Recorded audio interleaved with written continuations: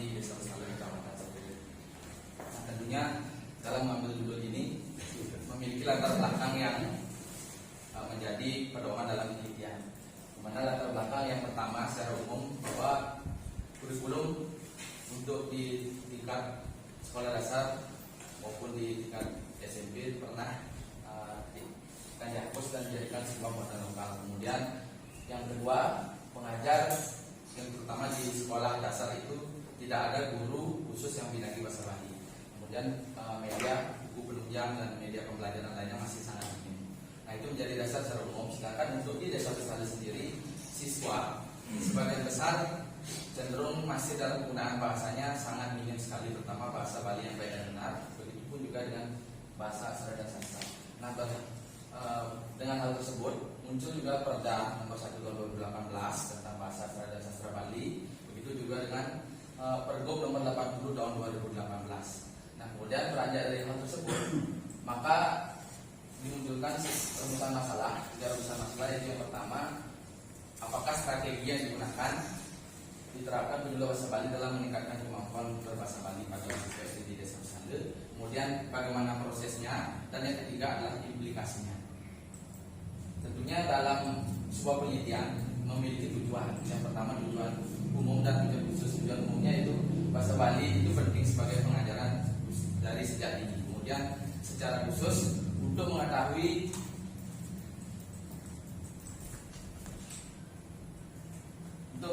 strategi yang digunakan dalam penyuluh bahasa Bali dalam meningkatkan keterampilan bahasa Bali, kemudian untuk mengetahui prosesnya, dan yang ketiga untuk mengetahui implikasi dari kemampuan bahasa Bali siswa SD di Desa Besalu.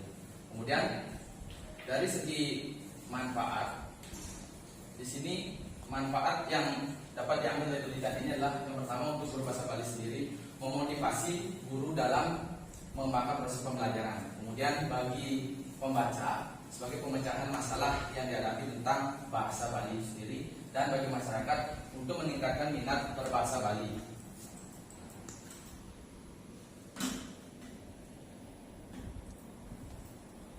Kemudian bab 2 isinya tentang kajian pustaka, teori dan model penelitian. Untuk kajian pustaka mungkin saya skip saja karena sudah sebelumnya sudah saya bagikan di berkas bentuk tesisnya untuk mempersingkat waktu. Kemudian langsung ke teori.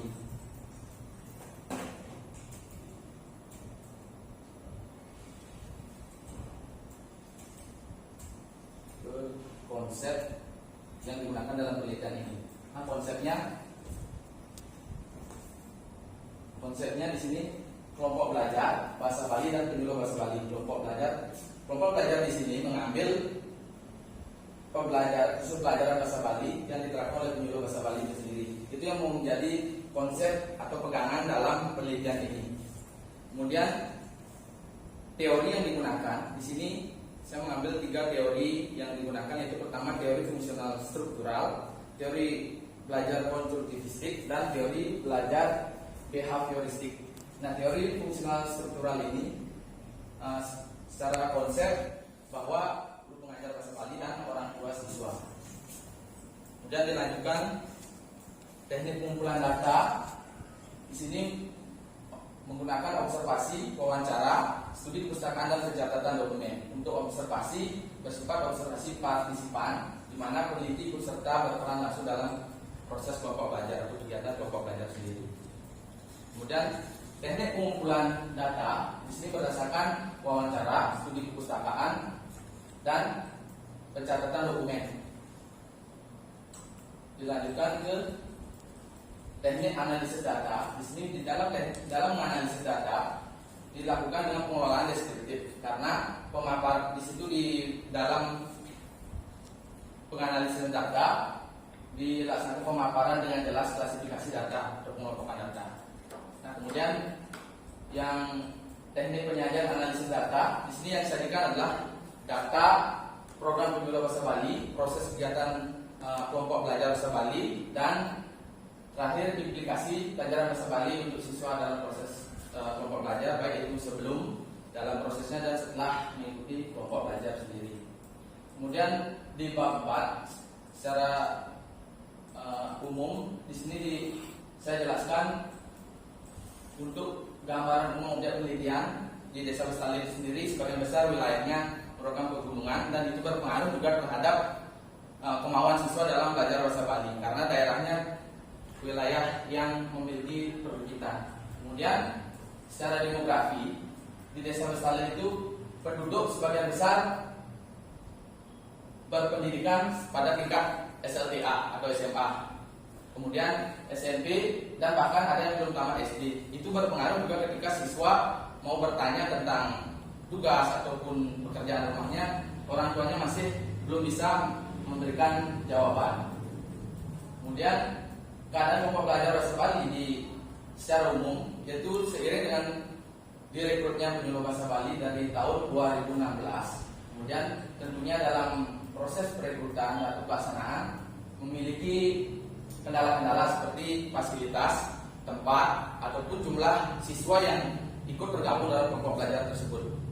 Kemudian dalam mengajarkan bahasa, aksara dan sastra Bali itu tanpa kurikulum karena kita sistemnya belajar tidak di dalam ranah sekolah. Kemudian dilaksanakan di Wangkilan atau Balai Pelajar. Nah, seiring berjalan waktu, penyuluh bahasa Bali melaksanakan koordinasi dengan desa dinas dan desa adat sehingga fasilitas dan tempat itu diberikan dari desa dinas untuk melaksanakan kelompok belajar bahasa Bali. Nah, untuk keadaan secara umum di wilayah Desa Bestali ini sangat terlihat bahwa Desa Bestali itu terdiri dari 2 banjar dinas, yaitu Banjar Dinas Taman dan Banjar Dinas Sari. Dari Banjar Dinas Taman itu siswa memiliki jarak tempuh ke tempat pelaksanaan kelompok belajar itu sekitar 1,5 km. Begitupun juga dengan di Banjar Dinas Taman. Nah, itu berpengaruh juga apalagi ketika musim hujan tiba, siswa itu sangat kesulitan dalam mengikuti kegiatan kelompok belajar. Selanjutnya, karena penelitian ini mengambil di Desa Bestali, jadi secara tidak langsung SD Bestali itu dipaparkan di sini, yaitu SD Bestali merupakan SD inti di Desa Bestali karena hanya memiliki satu SD negeri di Bestali yang berdiri tahun 1964 dengan jumlah guru pengajar 7 orang, siswanya untuk kelas 3 19 orang, kelas 4 23 orang, kelas 5 13 orang dan kelas 6 10 orang. Kemudian strategi penyuluh bahasa Bali di sini yang diterapkan itu berupa kelompok belajar bahasa Bali, dan di dalam kelompok belajar bahasa Bali tingkat anak-anak ini saya menerapkan pembelajaran bahasa Bali, pembinaan bahasa Bali, dan outbound atau belajar sambil bermain bahasa Bali. Di samping itu juga diperlukan buku penunjang bahasa Bali dalam proses pembelajaran. Nah, ini pengumpulannya dari peneliti sendiri, buku kumpulan 1 tata cara menulis sastra Bali, bahasa Asari dan lain sebagainya. Kemudian proses kelompok belajar ini dilaksanakan setiap hari Rabu, namun itu bersifat relatif tergantung situasi dan kondisi. Pelaksananya 1,5 jam, itu dari pukul 15 sampai 16.30. Nah, tempatnya di Wangkilan Purwotaman, Balai Paruman ataupun di kantor desa. Itu tergantung situasi jika tempat tersebut digunakan oleh desa ataupun desa dinas ataupun desa adat. Nah, siswa kelas 3, 4 dan 5, 6 ini merupakan peserta yang terdiri dari laki-laki 32 orang, perempuan 33 orang, dan totalnya 65 orang sampai saat ini.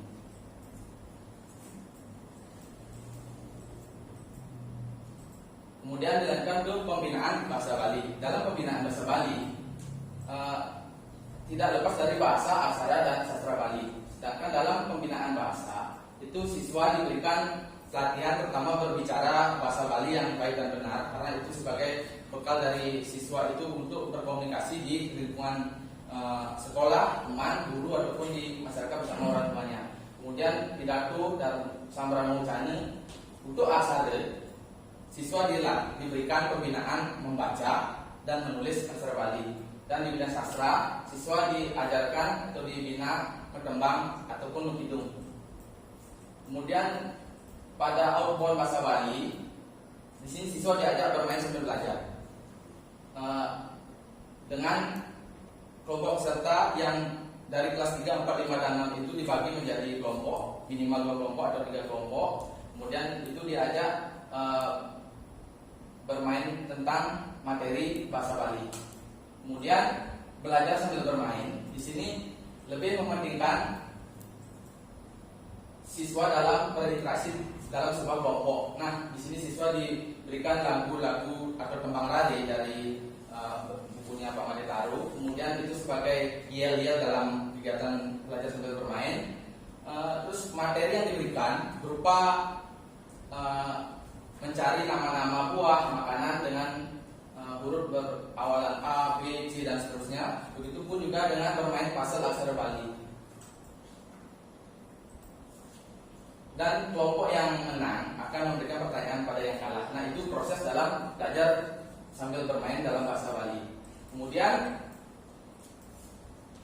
implikasi, ini merupakan rumus masalah yang terakhir.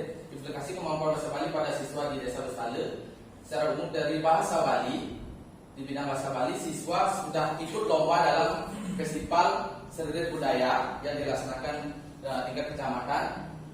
Dari sebelumnya siswa tidak mampu ataupun tidak mendapat tempat atau kesempatan dalam tampil. Kemudian di bidang aksara Bali, siswa juga ikut lomba dalam festival seririt dalam menulis aksara Bali hingga mampu meraih juara 1 dan 3 untuk aksara Bali. Kemudian sastra Bali, salah satu siswa mampu tampil dalam siaran numpang nampang yang sudah menjadi kerjasama di Radio Republik Indonesia Pulau Singaraja. Nah, itu yang sudah menjadi